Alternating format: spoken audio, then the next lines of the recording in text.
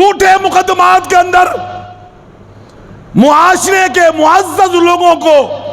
مبتلا کر کے بعد میں بری ہے جی، یہ ابو بکر معاویہ بری ہے، یہ اس مقدمے میں بھی بری ہے،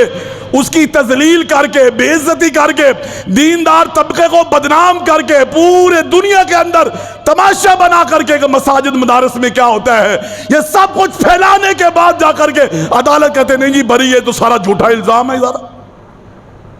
تو بات ہی کوئی نہیں ہے، ثابت ہی کچھ نہیں ہوا، کوئی پوچھنے والا ہے؟ یہ مقدمہ بری کی خبر کون سنے گا آپ کی، جو آپ نے 2 مہینے تماشا لگایا، اور مین آپ کے جو چینل ہے انہوں نے اس کو ہیڈ لائن کے طور پر خبریں دی ہیں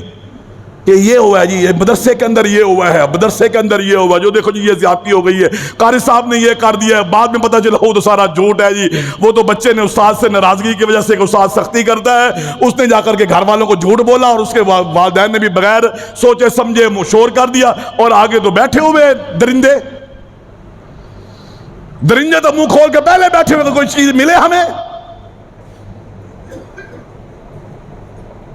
سورۃ نور کے اندر میرے اللہ نے فرمایا ان الذین یحبون ان تشیع الفاحشۃ فی الذین آمنوا لہم عذاب علیم فی الدنیا والآخرہ۔